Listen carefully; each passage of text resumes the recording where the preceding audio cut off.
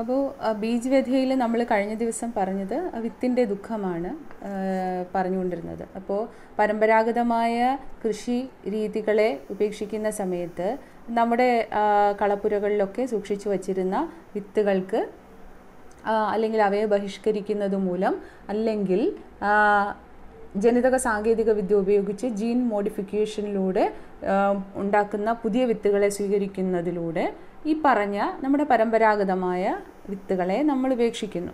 അപ്പോൾ അങ്ങനെ ഒരു രീതിക്ക് എതിരെയുള്ള അദ്ദേഹത്തിൻ്റെ പ്രതിഷേധമാണ് വാസ്തവത്തിൽ ഈ കവിത. പാരമ്പര്യത്തെ ഉപേക്ഷിച്ച് പുതുമയിലേക്കും ആധുനികവൽക്കരണത്തിലേക്കും പോകുമ്പോൾ നമുക്ക് നഷ്ടപ്പെട്ടു പോകുന്ന നമ്മുടെ സാംസ്കാരിക തനിമ, അപ്പോൾ നമ്മുടെ ആ ഒരു സാംസ്കാരിക തനിമയാണ് അദ്ദേഹം തിരിച്ചു കൊണ്ടുവരണമെന്ന് ഈ കവിതയിലൂടെ ആഗ്രഹിക്കുന്നത്. അപ്പോൾ ആ വിത്തിൻ്റെ ദുഃഖത്തിലേക്ക് വീണ്ടും വരികയാണ്. അതായത് നമ്മുടെ നാടൻ വിത്തുകൾ എന്താണ്, എന്തെങ്കിലും ഒരു മഴയുണ്ടാകും, വെയിലുണ്ടാകും, എനിക്ക് എൻ്റെ ആ പുറം ആവരണത്തിൽ നിന്ന് പുറത്തു വരാൻ സാധിക്കും, എന്നിട്ട് ചിത്രശലഭങ്ങളെ പോലെ ഇവിടെ പാറിപ്പറന്ന് നടക്കാൻ സാധിക്കും എന്നൊക്കെ സ്വപ്നം കാണുന്ന ആ ഒരു വിത്തിനെ കുറിച്ചാണ് നമ്മൾ കഴിഞ്ഞ ദിവസം പറഞ്ഞു നിർത്തത്. അതായത് ഖേത്തോമേം പീലി തിത്തിലിയോം കി തര മണ്ഡ്രാത്തെ ബീജ് അനന്യ അന്നോങ്കെ ഏക്കൽ ബീജ്. അപ്പോൾ വയലുകളിൽ, കൃഷിസ്ഥലങ്ങളിൽ പീലി തിത്തലിയോം കി തര, മഞ്ഞ ശലഭങ്ങളെ പോലെ മണ്ഡ്രാനാ ഹെ, എനിക്ക് പാറി നടക്കണം എന്നാണ് ആ വിത്തിൻ്റെ ആഗ്രഹം. അപ്പോൾ ആ വിത്ത് ആഗ്രഹിക്കുന്ന എന്താണ്, അതിൽ നിന്ന് മുളപൊട്ടണം, ചെടിയാകണം, എന്നിട്ട് ആ വയലുകളിലും കൃഷിസ്ഥലങ്ങളിലും ഇങ്ങനെ പുതിയ ധാന്യങ്ങളുമായി പരിലസിക്കണം, ഒരു ശലഭത്തെ പോലെ പാറിപ്പറക്കണം അതിൻ്റെ ചെടിയിൽ എന്നൊക്കെയാണ് ആ വിത്ത് ആഗ്രഹിച്ചത്. അപ്പോൾ ആ വിത്തിനെ കുറിച്ചാണ് കൂടുതൽ പറയുന്നത്. വേ ബീജ്, ആ വിത്ത് എങ്ങനെയുള്ള വിത്തുകളാണ്? അനന്യ അന്നോങ്കെ ഏക്കൽ ബീജ് ഹെ. ആ വിത്തിൻ്റെ പ്രത്യേകതയായി പറയുന്നത് എന്താണ്? ഏകൽ ബീജ് ഹെ. ഏകൽ എന്ന് പറഞ്ഞാൽ സോളോ എന്നുള്ള അർത്ഥം, അതായത് ഒറ്റ വിത്ത്. അനന്യമായ അല്ലെങ്കിൽ ദുർലഭമായ അല്ലെങ്കിൽ മറ്റൊന്നുമായി നമുക്ക് ഉപമിക്കാൻ കഴിയാത്ത വിശാലമായ നമ്മുടെ അന്നഭണ്ഡാരത്തിൻ്റെ, നമ്മുടെ ധാന്യ സംഭരണത്തിൻ്റെ ഒരു മാതൃകയാണത്. ഏക്കൽ ബീജ് ഹെ. ഏക്കൽ ബീജ് എന്ന് പറഞ്ഞാൽ ഒരു ഒറ്റ വിത്താണത്. ഏക്കൽ ബീജ് ഹെ. അനാദി ജീവൻ പരമ്പരാക്കെ അന്തിം വംശജ് ഹെ. അനാദി എന്ന് പറഞ്ഞാൽ അനാദികാലം എന്ന് നമ്മൾ പറയും. അതായത് തുടക്കം എന്നാണെന്നറിയാത്ത ആ ഒരു കാലം. അതായത് ഈ വിത്തുകളുടെയൊക്കെ തുടക്കം എന്നാണെന്ന് നമുക്കറിയില്ല, മനുഷ്യരാശിയുടെ തുടക്കം എന്നാണെന്ന് കൃത്യമായി നമുക്ക് കണക്കില്ല, ജീവജാലങ്ങളുടെ തുടക്കത്തെക്കുറിച്ച് നമുക്ക് കൃത്യമായ കണക്കില്ല.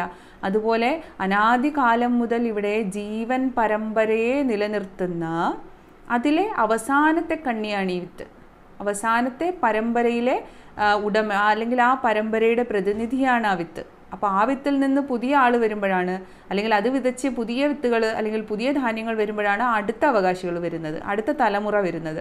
അപ്പോൾ ഇങ്ങനെ തലമുറകളായി അനാദികാലം മുതൽ, മനുഷ്യജീവൻ തുടങ്ങിയ കാലം മുതൽ ജീവൻ നിലനിർത്തിക്കൊണ്ടുവരുന്ന ഇപ്പോഴത്തെ നിലവിലെ അവസാനത്തെ വംശജനാണ് ഈ വിത്ത്. ആ വിത്തിൻ്റെ മോഹമാണ് എന്താണ്, ഒരു ശലഭത്തെ പോലെ ഇങ്ങനെ പരിലസിക്കണം, ഒരുപാട് ധാന്യങ്ങളുമായി അല്ലെങ്കിൽ തൻ്റെ അടുത്ത അനന്തരാവകാശികളുമായി കൃഷിസ്ഥലങ്ങളിൽ ഇങ്ങനെ സന്തോഷത്തോടെ പരിലസിക്കണം എന്നുള്ള അതിൻ്റെ മോഹമാണ് പറയുന്നത്. ഭാരത് ഭൂമിക്ക് അന്നമയ കോശിക്ക് മധുമയ പ്രാണ്. ഭാരത് ഭൂമിക്ക് അന്നമയ കോശ്. അന്നമയ കോശം എന്ന് പറഞ്ഞാൽ നമ്മുടെ അന്ന ഭണ്ഡാരം. കോശം എന്ന് പറയുന്നതാണല്ലോ നമ്മുടെ ട്രഷർ, നമ്മുടെ ഭണ്ഡാരം. അപ്പോൾ നമ്മുടെ ഭാരതഭൂമിയുടെ അന്നമാകുന്ന ഭണ്ഡാരത്തിൻ്റെ മധുമയ പ്രാണ്. മധുമയ എന്ന് പറഞ്ഞാൽ തേനൂറുന്ന പ്രാൺ ജീവനാണ്. അപ്പോൾ നമ്മുടെ പ്രകൃതിയുടെ ഈ ഒരു സന്തുലിതാവസ്ഥ നിലനിർത്തുന്നതിൽ അല്ലെങ്കിൽ പ്രകൃതി അതിൻ്റെ സ്വാഭാവികമായ രീതിയിൽ നിലനിർത്തുന്നതിൽ ശലഭങ്ങൾക്കുള്ള പങ്ക് ചെറുതല്ല. അതായത് ചെറിയ കാലാവസ്ഥാ വ്യതിയാനം പോലും തേനീച്ചകളും ശലഭങ്ങളുമാണ് കൃഷിക്കാർക്ക് അറിയിച്ചു കൊടുക്കുന്നത്. അതല്ലെങ്കിൽ ഇങ്ങനെയും പറയാം, എന്താണ്, നമ്മുടെ പോളിനേഷന് സഹായിക്കുന്നുണ്ട് അല്ലേ. പരാഗണം എന്ന് പറയുന്നൊരു കാര്യം എന്ന് പറയുന്നത് ശലഭങ്ങളിലൂടെ നടക്കുന്ന കാര്യമാണ്. അപ്പോൾ ഈ പറയുന്ന ശലഭങ്ങളെ പോലെ, അപ്പോൾ ഒരു ശലഭത്തെ പോലെ പാറിപ്പറക്കണമെന്നാണ് വിത്ത് ആഗ്രഹിച്ചത്. എന്നിട്ടിപ്പോൾ പറയുന്നു, ഇതേ ശലഭങ്ങളെ, നിങ്ങളെ സഹായിച്ചു കൊണ്ടിരുന്ന ഇതേ ശലഭങ്ങളെ തന്നെ നിങ്ങൾ ഇല്ലാതാക്കിയില്ലേ. ശലഭങ്ങൾ എങ്ങനെയാണ് ഇല്ലാതാകുന്നത്? അത് നമ്മുടെ ചെടികളിലും വൃക്ഷങ്ങളിലുമൊക്കെ ഇതുപോലെ പാറിപ്പറന്ന് നടക്കുന്ന നമ്മുടെ ശലഭങ്ങൾ അല്ലെങ്കിൽ നമ്മുടെ കെമിക്കലുകളുടെ അമിതമായ ഉപയോഗം കൊണ്ട് വംശനാശ ഭീഷണിയുടെ വക്കിലെത്തി നിൽക്കുന്നവയാണ് നമ്മുടെ ശലഭങ്ങൾ എന്ന് പറയുന്നത്. അപ്പോൾ എവിടെയും കെമിക്കലാണ്. അപ്പോൾ അതിൻ്റെ ഒരു സാന്നിധ്യം കൊണ്ട് തന്നെ ഈ തിത്ലി ശലഭങ്ങളും ഇന്ന് ഏതവസ്ഥയിലാണ്? തിത്തലിയോങ്കി തറ മാർ ദിയേ ഗേ, തിത്തലികളെ നിങ്ങൾ കൊന്നു, അതുപോലെ ശലഭങ്ങളെ എങ്ങനെയാണോ നിങ്ങൾ ഇല്ലായ്മ ചെയ്യുന്നത് അതുപോലെ തന്നെ എന്നെയും ഇല്ലായ്മ ചെയ്യുകയാണോ എന്ന് ബീജം അല്ലെങ്കിൽ ആ വിത്ത് ചോദിക്കുകയാണ്. തിത്തലിയോങ്കി തറാഹി മാർ ദിയേ ഗേ. അപ്പോൾ നമ്മുടെ മധുമയ പ്രാണനാണ്, നമ്മുടെ അന്നസമ്പത്തിൻ്റെ മധുമയ പ്രാണനാണ് ഈ തിത്തലികൾ എന്ന് പറയുന്നത്. മധുമയ എന്ന് പറഞ്ഞാൽ തേനുമായി ഭ്രമണം ചെയ്യുന്നവർ, മധുമയ അല്ലേ, മാധുര്യമേറുന്ന എന്നുള്ളതാണ് മധുമയ എന്ന് പറയുന്നത്.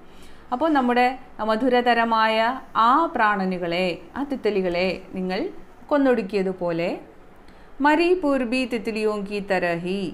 അപ്പോൾ പൂർബി എന്ന് പറയുന്നത് നമ്മുടെ ഇന്ത്യൻ എന്നുള്ള കൺസെപ്റ്റാണ്, പൂർബി, പൂരബ്.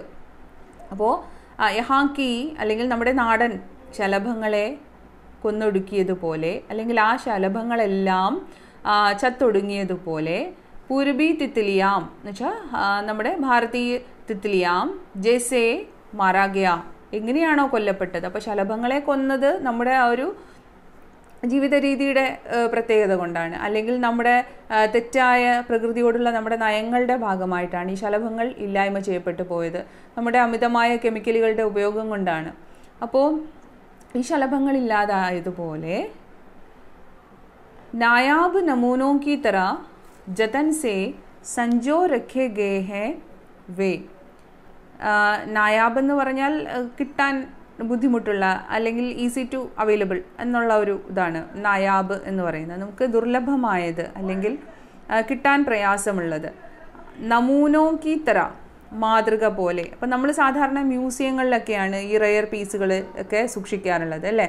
അപ്പോൾ എന്തിൻ്റെയും റെയറായിട്ടുള്ള സംഗതികളെല്ലാം നമ്മൾ മ്യൂസിയങ്ങളിൽ സൂക്ഷിച്ച് വെക്കുന്നത് പോലെ ജതൻസെ സഞ്ജോ രഖേ ഗേ ഹേ. ജതൻസെ എന്ന് പറഞ്ഞാൽ വളരെ ഡെക്കറേറ്റ് ചെയ്ത് വളരെ എന്താണ് ഡിസൈൻ ചെയ്തൊക്കെ.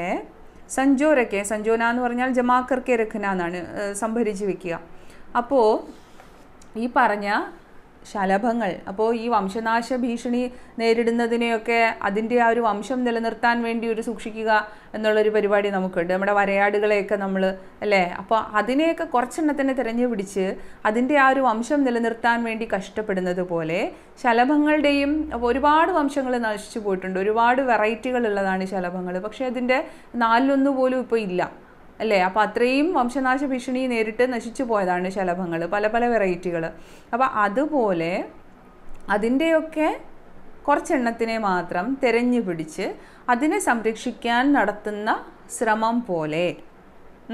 അപ്പോൾ ഈ ശലഭങ്ങൾ വംശനാശ ഭീഷണി വന്ന് എല്ലാം നശിച്ചു പോകാതിരിക്കാൻ വേണ്ടി കുറച്ചെണ്ണത്തിനെ മാത്രം നമ്മൾ നമ്മുടെ എന്താണ് മ്യൂസിയങ്ങളിലൊക്കെ സൂക്ഷിക്കുന്നത് പോലെ ഈ बीज को भी सुदूर पश्चिम के जीन बैंक में बीज संग्रहालय में सुदूर पश्चिम जो उतना दूर भी नहीं है बस उतना ही जितना निवाले से मुँह. അപ്പോൾ അതുപോലെ തന്നെ വഹാം ബീജ് കാ ഭി സംരക്ഷൺ ഹോ രഹാ ഹൈ. ഈ പറയുന്ന വിത്തുകളും സൂക്ഷിക്കപ്പെടുന്നു. എവിടെയാണ് വിത്തുകൾ സൂക്ഷിക്കപ്പെടുന്നത്? വിത്തുകൾ സൂക്ഷിക്കപ്പെടുന്ന എവിടെയാണ്? നമ്മൾ വിത്ത് ബാങ്കുകളുണ്ട്.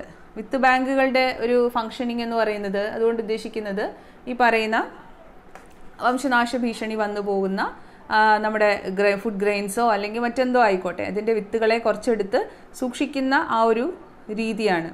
അപ്പോൾ ഇതിൻ്റെ പിന്നിലെന്ന് പറഞ്ഞാൽ വിശ്വക്കെ പൂഞ്ചിവാദി ദേശ് ഇസ്കെ പീച്ചെ ഹെ. അപ്പോൾ നമ്മുടെ മുതലാളിത്ത രാഷ്ട്രങ്ങളാണ് വാസ്തവത്തിൽ ഇതിൻ്റെയൊക്കെ ഒരു പിന്നിലുള്ളത്.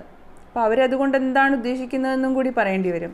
അതായത് ഹമാരി ജൈവ പ്രൗദ്യോഗികി കെ സഹാരെ ഹമാരി കൃഷി രീതി ഓർ പ്രകൃതി പർ ആഘാത് പഹുഞ്ചാ രഹേ ഹെ. അപ്പോൾ നമ്മുടെ ഒരു എന്താണ് ഒരു ടെക്നോളജി ഉണ്ട്, നമ്മുടേതായ ഒരു കൃഷി രീതിയുണ്ട്, നമ്മുടേതായ ഒരു സയൻസ് ഉണ്ട് നമുക്ക് കൃഷിക്ക്. അപ്പോൾ അതിനെയെല്ലാം മാറ്റി നിർത്തിക്കൊണ്ട് പ്രകൃതിയിൽ കടന്നുകയറ്റം നടത്തുന്ന കുറച്ച് മുതലാളിത്ത രാഷ്ട്രങ്ങളുണ്ട്. അപ്പോൾ അവരുടെ ഒരു രീതി എന്ന് പറയുന്നത് എന്താണ്? പരമ്പരാഗത ബീജ് വ്യവസ്ഥക്കോ തോടുതേന, നമ്മുടെ ഈ പറഞ്ഞ പഴയ പാരമ്പര്യ നാടൻ വ്യവസ്ഥയൊക്കെ ഇല്ലായ്മ ചെയ്യുക. എന്നിട്ട് ഉസേവോ ബഹുരാഷ്ട്രീയ കമ്പനിയോക്കോ ദേദത്തെ ഹേ, ഇതുപോലെ മൾട്ടിനാഷണൽ കമ്പനികൾക്ക് അവ ഏൽപ്പിച്ചു കൊടുക്കും. എന്തിനു വേണ്ടിയിട്ടാണ്? വിത്തുകളുടെ ഈ കളക്ഷൻ ഏൽപ്പിച്ചു കൊടുക്കും. അപ്പോൾ അവരതെന്താ ചെയ്യുന്നതെന്ന് നോക്കാം. ഈ വിത്തുകളെ വിദേശി പ്രയോഗശാലാവുമേയും നവീൻ സങ്കർ ബീജ് ജैसे BT-GM, അതായത് നമ്മൾ ജനറ്റിക്കലി മോഡിഫൈഡ് ഹൈബ്രിഡ് വിത്തുകളൊക്കെ ആക്കി മാറ്റുന്ന ആ ഒരു രീതിയാണ് അവിടെ പറയുന്നത്. അപ്പോൾ നമ്മുടെ വിദേശത്തുള്ള നമ്മുടെ ലാബുകളിൽ, പ്രയോഗശാലകൾ അല്ലെങ്കിൽ ലാബുകളിൽ കൊണ്ടുപോയി അതിനെ പുതിയ സങ്കര ബീജങ്ങളാക്കി അതിനെ മാറ്റുകയാണ് ചെയ്യുന്നത്. അതായത് എന്താണ് അവർ ഉദ്ദേശിക്കുന്നത്? കർഷകർക്കും അല്ലെങ്കിൽ കൺസ്യൂമേഴ്സിനുമൊക്കെ ഏറ്റവും അഭിലഷണീയമായ ഫലങ്ങൾ കിട്ടുന്ന വിധത്തിൽ ജനിതക സാങ്കേതിക വിദ്യ ഉപയോഗിച്ച് ജീൻ മോഡിഫിക്കേഷനിലൂടെ പുതിയ വിത്തുകൾ ഉണ്ടാക്കുക എന്നുള്ളൊരു കാര്യമാണ് അവർ ചെയ്യുന്നത്. അപ്പോൾ അങ്ങനെ ചെയ്യുമ്പോഴാണ് ഈ പറയുന്ന നാടൻ വിത്തുകൾ ബഹിഷ്കരിക്കപ്പെട്ടു പോകുന്നത്. അപ്പോൾ വികാസശീൽ ദേശോं की खेती और पर्यावरण इससे बर्बाद हो जाते हैं എന്നാണ് കവി പറയുന്നത്. അതായത് നമ്മളെ ഇന്ത്യ പോലെയൊക്കെയുള്ള രാജ്യങ്ങളുടെ ഒരു കൃഷി രീതി അല്ലെങ്കിൽ നമ്മുടെ ഒരു പര്യാവരണം ഉണ്ട്. പര്യാവരണം എന്ന് പറഞ്ഞാൽ നമ്മുടെ ഒരു നേച്ചർ, ഒരു അറ്റ്മോസ്ഫിയർ ഉണ്ട്, നമ്മുടെ ഒരു പരിസ്ഥിതിയുണ്ട്. അതിനെയൊക്കെ നഷ്ടപ്പെടുത്തുന്ന വിധത്തിലാണ് പുതിയ തരത്തിലുള്ള ഹൈബ്രിഡ് വിത്തുകൾ ഉപയോഗിക്കുന്നതെന്നാണ് നമ്മുടെ കവി പറയുന്നത്. അപ്പോൾ അതിനെ അദ്ദേഹം ഗ്ലോബലൈസേഷൻ്റെ ഭാഗമായിട്ടാണ് അദ്ദേഹം പറയുന്നത്. വൈശ്വീകരണം എന്നാണ് എൻ്റെ വാക്ക്. ഈ വൈശ്വീകരൺ കാർഷിക് അധിവേശൻ ഹെ, അതായത് കാർഷിക മേഖലയിലെ ഗ്ലോബലൈസേഷൻ്റെ കടന്നുകയറ്റമാണ് ആയിട്ടാണ് അതിനെ അദ്ദേഹം വിശേഷിപ്പിക്കുന്നത്. വൈശ്വീകരൺ കാർഷിക് അധിവേശൻ ഹേ എന്നാണ് കവി അതിനെ വിശേഷിപ്പിക്കുന്നത്. അതായത് കാർഷിക് ഉപനിവേശ് എന്ന് പറഞ്ഞാൽ കൃഷിരംഗത്തേക്കുള്ള ഈ പറയുന്ന ആഗോളവൽക്കരണത്തിൻ്റെ കടന്നുകയറ്റം, അനാവശ്യമായ കടന്നുകയറ്റം എന്നാണ് ജ്ഞാനേന്ദ്രപതി ഈ പറയുന്ന ജനിതക സാങ്കേതിക വിദ്യ ഉപയോഗിച്ചുണ്ടാക്കുന്ന അല്ലെങ്കിൽ ജീൻ മോഡിഫിക്കേഷനിലൂടെ ഉണ്ടാക്കുന്ന വിത്തുകളുടെ പ്രചാരത്തെ അദ്ദേഹം ആ രീതിയിലാണ് കാണുന്നത്. അതുകൊണ്ട് തന്നെ അദ്ദേഹം ഈ ജൈവ പ്രൗദ്യോഗികോ ആയാതിത്ത ടെക്നിക്ക് മാനത്തെ ഹെ, ഇതിനെന്ന് പറയുന്നത് ഒരു ഇമ്പോർട്ടഡ് ടെക്നിക്കായിട്ട് കാണാനാണ് അദ്ദേഹത്തിന് ഇഷ്ടം. അതായത് നമ്മുടെ നാടൻ രീതി അല്ലല്ലോ. അതുകൊണ്ട് തന്നെ ആയാതിത ടെക്നിക്ക് എന്ന് പറയുന്നതാണ് ഇമ്പോർട്ടഡ് ടെക്നിക്ക് എന്ന് പറയുന്നത്. അപ്പോൾ നമ്മൾ പറഞ്ഞു വന്നതിൽ നിന്ന് വിട്ടു. എന്താണ്? സുദൂർ പശ്ചിം കെ ബീജ് സംഗ്രഹാലയമേ നമൂനെ കെ രൂപമേ സുരക്ഷിത് ബീജ്. അപ്പോൾ ഈ ബീജ്, ഈ വിത്തുകൾ ഇപ്പോൾ എവിടെയാണെന്ന് പറയുന്നു? സുദൂർ പശ്ചിം കെ, അതായത് ഏതോ വിദേശ രാജ്യത്തെ, സുദൂർ പശ്ചിം അല്ലേ, ഏതോ ഫോറിൻ രാജ്യത്തെ ബീജ് സംഗ്രഹാലയമേ എന്ന് പറഞ്ഞാൽ വിത്ത് മ്യൂസിയമാണ്, സീഡ് മ്യൂസിയം. അപ്പോൾ ഏതോ സീഡ് മ്യൂസിയങ്ങളിൽ ജീൻ ബാങ്കോമേ വിത്ത് ബാങ്കുകളുണ്ട്, വിത്ത് ശേഖരിക്കുന്ന ഇടങ്ങളിൽ, വിത്ത് മ്യൂസിയങ്ങളിൽ സൂക്ഷിക്കപ്പെട്ട് വെച്ചിരിക്കുകയാണ് നമ്മുടെ നാടൻ വിത്തുകളെ. അപ്പോൾ അതിന് മുന്നേയുള്ള വരി കൂടി പറഞ്ഞിട്ട് പറയാം. മരി പൂർബി തിത്ലിയോങ്കി തരാഹി, അതായത് ഈ പറഞ്ഞ വംശനാശ ഭീഷണി നേരിട്ടുകൊണ്ടിരിക്കുന്ന ശലഭങ്ങളെ എങ്ങനെയാണോ ഈ പറയുന്ന നായാബ് നമൂനോങ്കി തറ ജതൻ സെ സംജോ രഖേ ഗേ ഹേ. നായാബ് നമൂനോങ്കി തരഹ്, അതായത് ദുർലഭമായ അല്ലെങ്കിൽ വംശനാശം വന്നു പോകുന്ന, ഇനി അവൈലബിൾ ആകാൻ സാധ്യത കുറവുള്ള അവയുടെ കുറച്ചെണ്ണത്തിനെ എങ്ങനെയാണോ അവിടെ വളരെ മനോഹരമായ രീതിയിൽ എങ്ങനെ സൂക്ഷിച്ചിരിക്കുന്നു എന്നാണ് ജതൻസെ സംജോക്കർ. ജതൻ എന്ന് പറഞ്ഞാൽ വളരെ ഡിസൈൻഡ് ആയിട്ട് എന്ന് പറഞ്ഞാൽ പ്ലാൻഡ് ആയിട്ട്, എന്ന് വെച്ചാൽ അതിനൊരു കൃത്രിമമായ അന്തരീക്ഷം ഒരുക്കിക്കൊണ്ട് എങ്ങനെയാണോ അവിടെ സംരക്ഷിച്ച് വച്ചിട്ടുള്ളത് അതുപോലെയാണ് സുദൂർ പശ്ചിം കെ ജീൻ ബാങ്കുമേ. ഈ പറഞ്ഞ സുദൂര് എന്ന് പറഞ്ഞാൽ എന്താണ്? സുദൂർ എന്ന് പറഞ്ഞാൽ ദൂരെയായിട്ടുള്ള, അല്ലെങ്കിൽ നമ്മുടെ നാട്ടിൽ നിന്ന് എത്രയോ അകലെയായിട്ടുള്ള പശ്ചിമ കെ ഫോറിൻ രാജ്യങ്ങളിലെ ജീൻ ബാങ്കുമേ. ജീൻ ബാങ്ക് എന്ന് പറയുന്നത് വിത്ത് ബാങ്കുകളിൽ, അല്ലെങ്കിൽ ബീജ് സംഗ്രഹാലയമേ, അല്ലെങ്കിൽ വിത്ത് മ്യൂസിയങ്ങളിൽ, സീഡ് മ്യൂസിയങ്ങളിൽ സൂക്ഷിച്ചിരിക്കുന്നു. അപ്പോൾ ഈ ശലഭങ്ങളെ പോലെ, നമുക്ക് നഷ്ടമായേക്കാവുന്ന ശലഭങ്ങൾ സൂക്ഷിച്ചിരിക്കുന്നത് പോലെ ഈ വിത്തുകളുടെ ഒരു ശേഖരം അവിടെ സൂക്ഷിച്ചിരിക്കുകയാണ്. അതായത് കൃഷി ചെയ്യാനുള്ള ഉദ്ദേശത്തോടു കൂടിയൊന്നും അല്ല അതിനെ സൂക്ഷിച്ചിരിക്കുന്നത്. നമുക്ക് ഇങ്ങനെ ഒന്നും ഉണ്ടായിരുന്നു എന്നുള്ളതാണ്. പിന്നെ ഇനി അതിനകത്ത് കുറച്ച് റിസർച്ച് നടത്താൻ വേണ്ടി കൂടെയാണ്, പുതിയ പഠനങ്ങൾ നടത്താൻ വേണ്ടി കൂടെയാണ്, അതിൽ നിന്ന് പുതിയ ജനിതക സാങ്കേതിക വിദ്യകൾ ഉപയോഗിച്ച് പുതിയത് ഉണ്ടാക്കാൻ വേണ്ടിയിട്ടാണ് ഇതിനെയൊക്കെ അവിടെ ഇങ്ങനെ കുറച്ച് സൂക്ഷിച്ച് വച്ചിരിക്കുന്നത്. അപ്പോൾ അവരുടെ റിസർച്ചിൻ്റെ ഭാഗമായിട്ടാണ് അതിനെ അവിടെ സൂക്ഷിച്ചിരിക്കുന്നത്. അത് ഒരുപാടൊന്നും സൂക്ഷിച്ചിട്ടില്ല. എത്രയാണ് സൂക്ഷിച്ചിരിക്കുന്നത്? ബസ് ഉത്നാഹി ജിത്ന നിവാലേസെ മുഹ്. നിവാലേസെ മുഹ് എന്ന് പറയുന്നത് നമ്മുടെ എന്താണ്, ഒരു ഉരുള, അല്ലെങ്കിൽ നമ്മുടെ വായിൽ കൊള്ളുന്ന അത്ര ഒരു ഉരുളയാണല്ലോ. അപ്പം നമ്മുടെ വായിൽ ഒരു സമയം കൊള്ളുന്ന അത്ര ഫുഡ്, അതാണ് നിവാലേസെ മുഹ് എന്ന് പറയുന്നത്. നിവാല എന്ന വാക്കിൻ്റെ ആശയം അതാണ്. അതായത് ഒരു മൗത്ത് ഫുൾ ആയിട്ടുള്ള നമ്മുടെ വായിൽ കൊള്ളുന്നത്. അപ്പോൾ അത്ര മാത്രമാണ് അവിടെ സൂക്ഷിച്ചു വെച്ചിട്ടുള്ള ഒരു പിടി വിത്തെന്ന് നമുക്ക് വേണമെങ്കിൽ പറയാം, അല്ലേ? അപ്പോൾ വളരെ കുറച്ച് മാത്രമാണ്. അപ്പോൾ ഈ വിത്തുകൾ എന്തുമാത്രം മോഹങ്ങളുമായിട്ടിരുന്നതാണ്. നമ്മുടെ ഭാരതഭൂമിയുടെ അടുത്ത ജനറേഷനുള്ള ഭക്ഷണമാകണമെന്ന് പ്രതീക്ഷിച്ചതാണ്. അങ്ങനെ എന്തൊക്കെയോ മോഹങ്ങളുമായിരുന്ന വിത്തുകളെയാണ് ഇപ്പോൾ അവിടെ നമ്മുടെ നാട്ടിൽ നിന്നൊക്കെ ഒരുപാട് അകലെയുള്ള വിദൂരത്തുള്ള ഒരു അല്ലെങ്കിൽ ഒരു പാശ്ചാത്യ രാജ്യത്ത് സൂക്ഷിച്ച് വച്ചിരിക്കുന്നത്. ജീൻ ബാങ്കുകൾ ഇവിടെയും ഉണ്ട് കേട്ടോ. വിത്ത് ബാങ്കുകൾ വാസ്തവത്തിൽ ഇന്ത്യയിലും ഉണ്ട്. നമ്മുടെ ന്യൂഡൽഹിയിൽ, കർണാലിൽ, ലുധിയാനയിൽ, കാൻപൂരിൽ, അങ്ങനെ 4 വിത്ത് ബാങ്കുകൾ ഇന്ത്യയിലും ഉണ്ട്. അപ്പോൾ ഇവിടെ പറയുന്നതെന്ന് പറഞ്ഞാൽ വിദേശങ്ങളിൽ സൂക്ഷിച്ചിരിക്കുന്നു എന്നുള്ള രീതിക്കാണ്. അപ്പോൾ സുദൂര പശ്ചിം പാശ്ചാത്യ രാജ്യങ്ങളാണ്. അപ്പോൾ പാശ്ചാത്യ രാജ്യങ്ങളിൽ പ്രയോഗശാലകളിൽ അല്ലെങ്കിൽ ലാബോറട്ടറികളിൽ ഇനി വരുന്ന അവരുടെ പരീക്ഷണ നിരീക്ഷണങ്ങൾക്ക് വിധേയമാകാനായി ഇങ്ങനെ ഒരു പിടിയായി സൂക്ഷിച്ചു വെച്ചിരിക്കുകയാണ്. അപ്പോൾ അവയുടെ സ്വപ്നം അതൊന്നും ആയിരുന്നില്ല.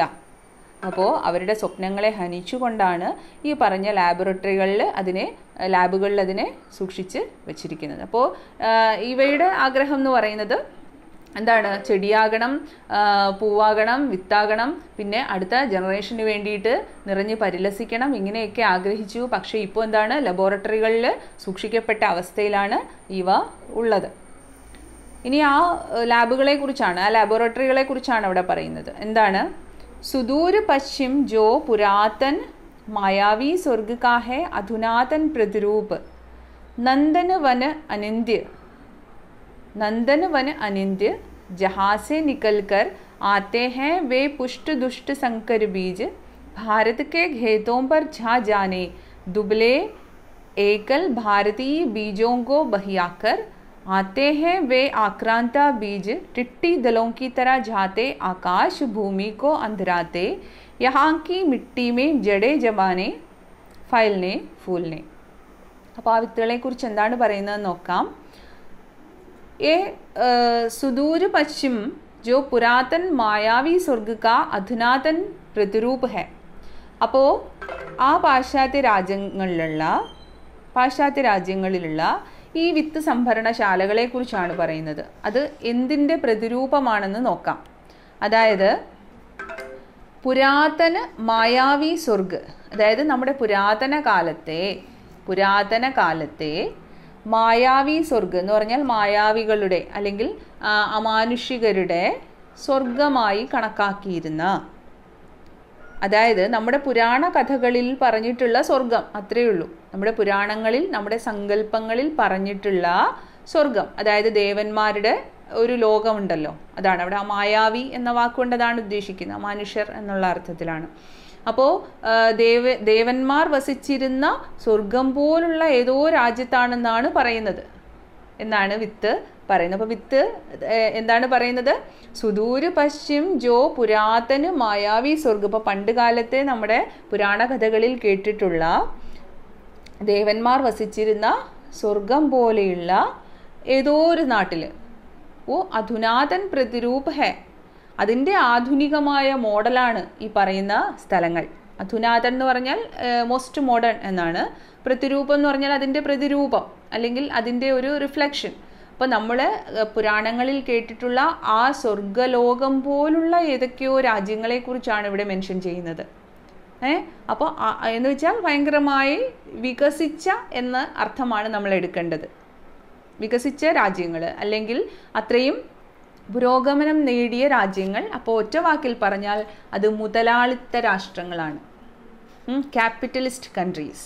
അതിനെയാണ് ഈ പറയുന്ന സ്വർഗരാജ്യമായിട്ടൊക്കെ ഉപമിച്ചിരിക്കുന്നത്. അതായത് നമ്മുടെ ഇന്ത്യ എന്ന് പറയുമ്പം കഷ്ടപ്പാട്, ദാരിദ്ര്യം, പാവങ്ങൾ, പട്ടിണി പാവങ്ങൾ, ഇതൊക്കെയാണ് നമ്മുടെ ഇന്ത്യ അല്ലേ. നമ്മളിപ്പോൾ ഡെവലപ്പിംഗ് സ്റ്റേജിലാണെന്നല്ലേ പറയാൻ പറ്റുള്ളൂ. പക്ഷേ ഇവിടെ പറഞ്ഞേക്കുന്ന ആ പാശ്ചാത്യ രാജ്യം എന്ന് പറയുന്നത് നമ്മുടെ പുരാണ കഥകളിൽ പറഞ്ഞിട്ടുള്ള സ്വർഗം പോലെയുള്ള ഏതോ രാജ്യങ്ങളുണ്ട് എന്ന് പറയുന്നു.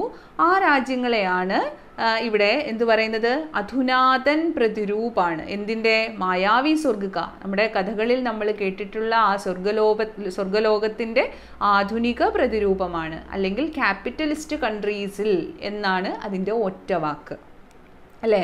അപ്പോൾ അത്രയും പുരോഗമനമുള്ള, അത്രയും റിച്ചായിട്ടുള്ള ഏതൊക്കെയോ രാജ്യങ്ങളിൽ.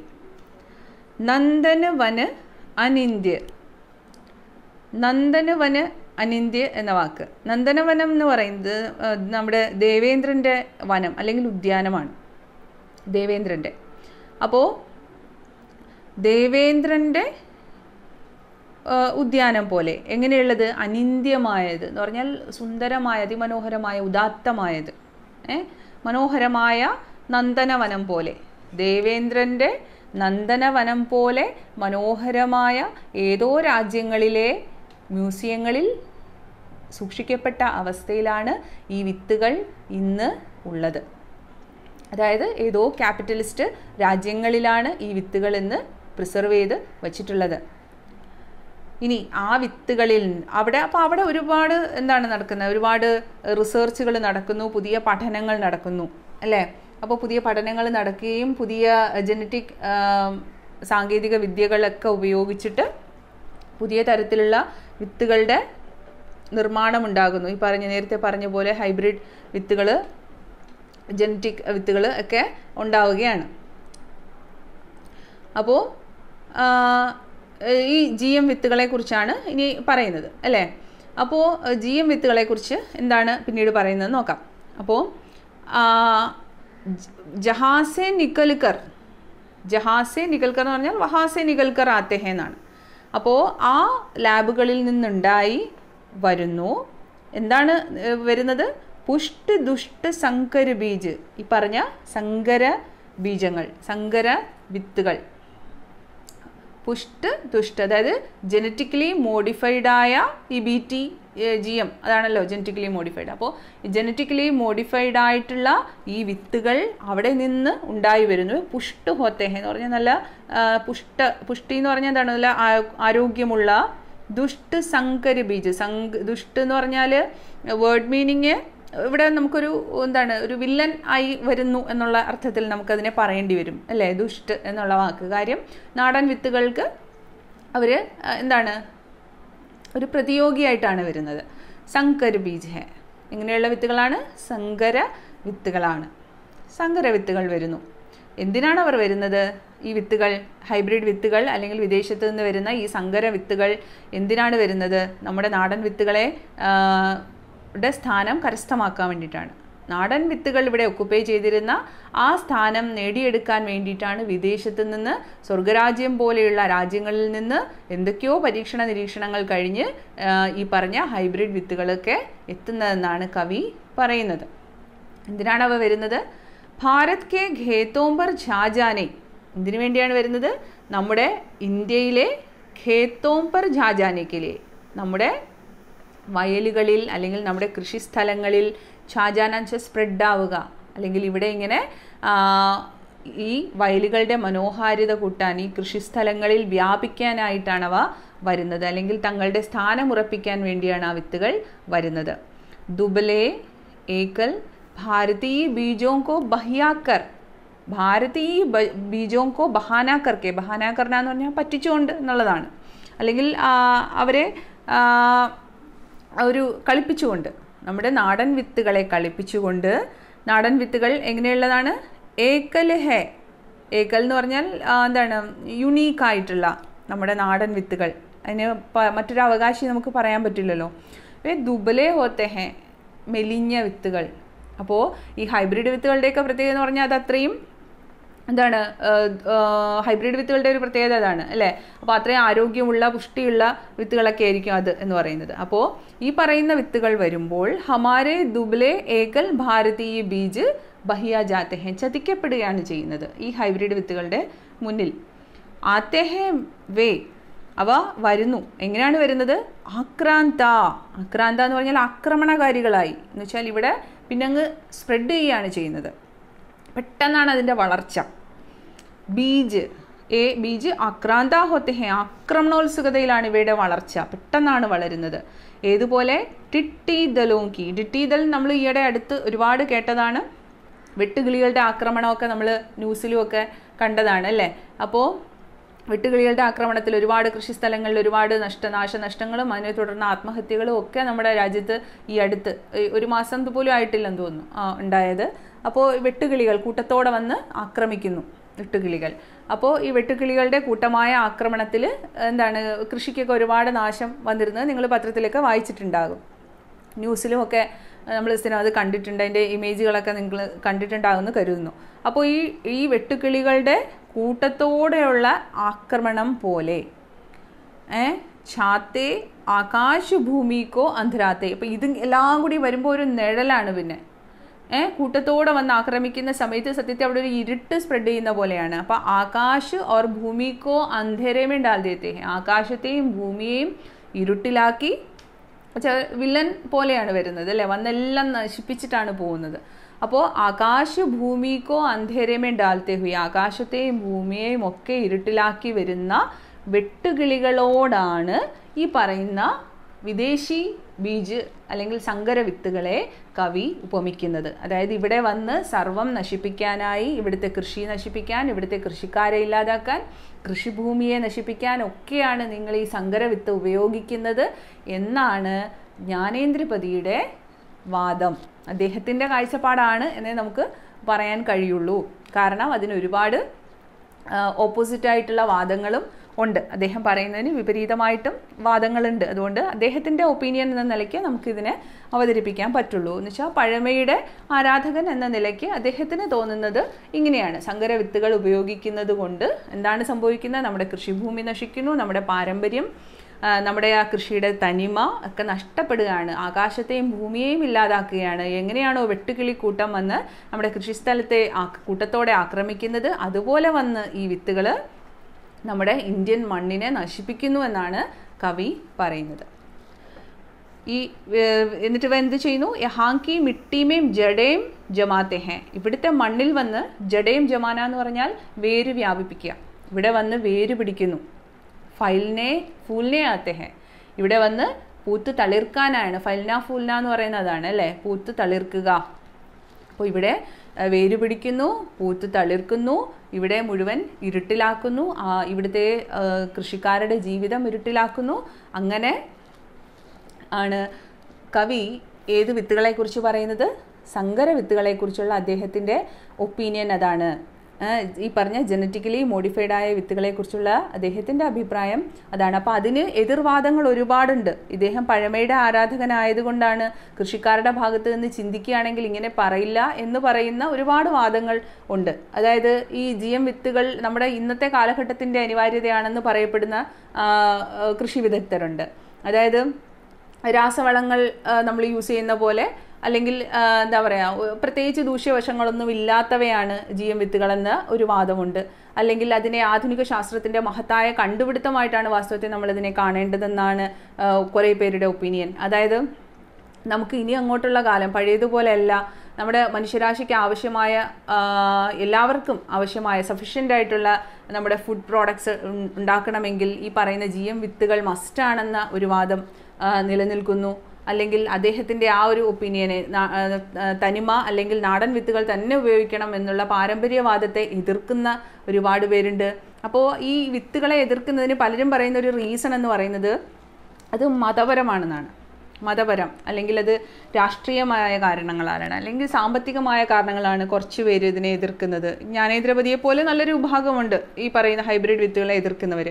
അപ്പോൾ അതിന് കുറേ പേര് പറയുന്ന ഒരു റീസൺ എന്ന് പറയുന്നത് മിക്കവാറും ഈ പറയുന്ന മതപരമോ രാഷ്ട്രീയമോ സാമ്പത്തികമോ ആയ കാരണങ്ങളാണ് കൊണ്ടാണ് ആൾക്കാർ ഇതിനെ എതിർക്കുന്നതെന്നാണ്.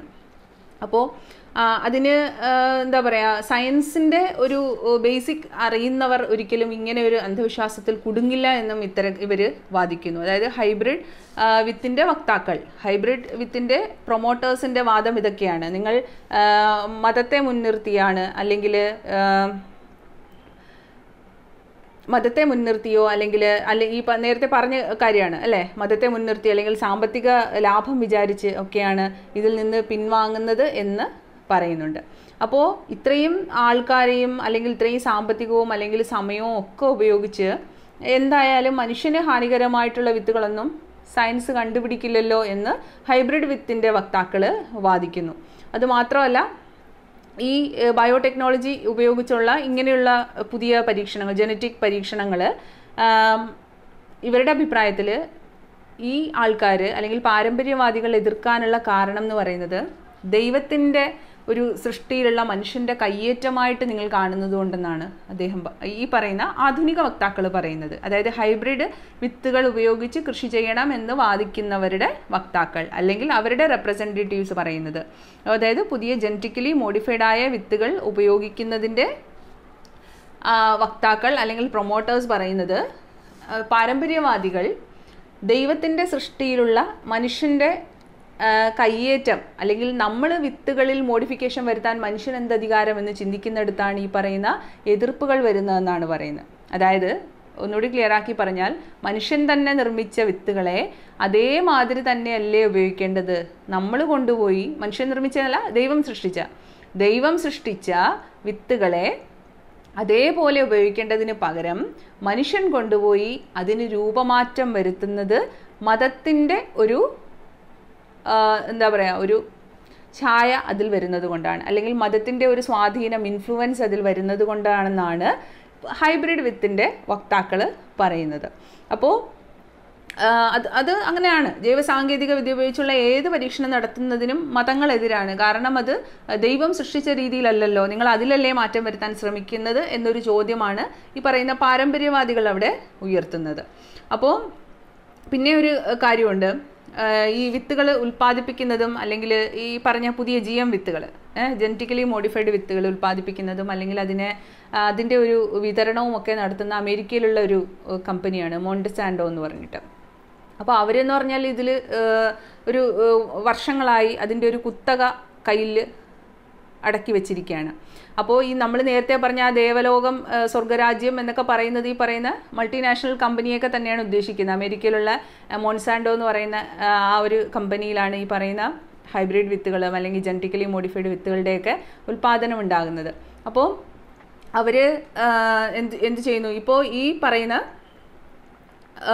കുത്തകകളുടെ കയ്യിലേക്ക് ഇത് ഒതുക്കുന്നു എന്നൊരു വാദം കൂടി ഈ പറയുന്ന പാരമ്പര്യവാദികൾ, ജ്ഞാനേന്ദ്രപതിയെ പോലുള്ള പാരമ്പര്യവാദികൾ ഈ പറയുന്ന അമേരിക്കയ്ക്ക് അല്ലെങ്കിൽ അമേരിക്കയുടെ ഒരു കമ്പനിക്ക്, മോൺസാൻഡോ പോലെയുള്ള ഒരു കമ്പനിക്ക് ഇതിൻ്റെ മുഴുവൻ കുത്തകയും കൊടുക്കുന്നു.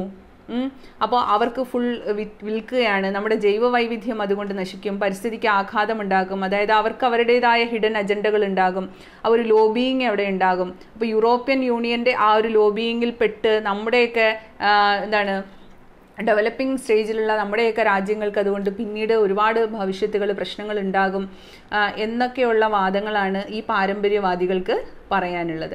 അപ്പോൾ എന്ന് വെച്ചാൽ അവർ വിത്തുകളുടെ പേറ്റൻറ്റ് സമ്പാദിക്കുന്നു, ഇതിൽ കൂടുതൽ ഗവേഷണങ്ങൾ നടത്തുന്നു, പിന്നെ വിത്തിൻ്റെ വിതരണം അവർ കുത്തകയാക്കി വെക്കുന്നു. അപ്പോൾ അങ്ങനെയൊക്കെ ചെയ്യുമ്പോൾ അതിൻ്റെ ഫുൾ സാമ്പത്തിക ലാഭവും അങ്ങോട്ടേക്ക് പോവുകയല്ലേ എന്നൊരു ചോദ്യമാണ് പാരമ്പര്യവാദികൾക്ക് ഉള്ളത്. അപ്പം മതം അവർക്കൊരു പ്രശ്നമാണ്, പറയുന്ന സാമ്പത്തിക വാദമുണ്ട്, പിന്നെ രാഷ്ട്രീയ കാരണങ്ങൾ കൊണ്ടുമൊക്കെ എതിർക്കുന്നു എന്നൊരു രീതിയാണ് അതിനകത്ത് പറഞ്ഞേക്കുന്നത്. അപ്പോൾ ഈ GM വിത്തുകളെക്കുറിച്ച് പറയുന്ന കാര്യങ്ങൾ ചിലതൊക്കെ അതിശയോക്തികരമായ കാര്യങ്ങളും അവതരിപ്പിക്കപ്പെടുന്നുണ്ട്. അപ്പോൾ എങ്ങനെയായാലും നമുക്ക് എന്ന് പറയുന്നത് ഏതാണോ കർഷകർക്ക് ഏറ്റവും അഭികാമ്യം, കൂടുതൽ ആൾക്കാരെ കൃഷിയിലേക്ക് ഏതാണോ ആകർഷിക്കാൻ സാധിക്കുക അതിലേക്ക് പോകേണ്ട ഒരു സാഹചര്യത്തിലാണ് വാസ്തവത്തിൽ നമ്മൾ. അപ്പോൾ ജ്ഞാനേന്ദ്രപതി പറയുന്ന വാദത്തോട് നമുക്ക് പൂർണ്ണമായി യോജിക്കാൻ കഴിയുമോ എന്നുള്ളത് അവരവർ ചിന്തിക്കേണ്ട വിഷയമാണ്. അപ്പോൾ അത് തൽക്കാലം ഞാനത് ഇത്രയും പറഞ്ഞു നിർത്തുകയാണ്.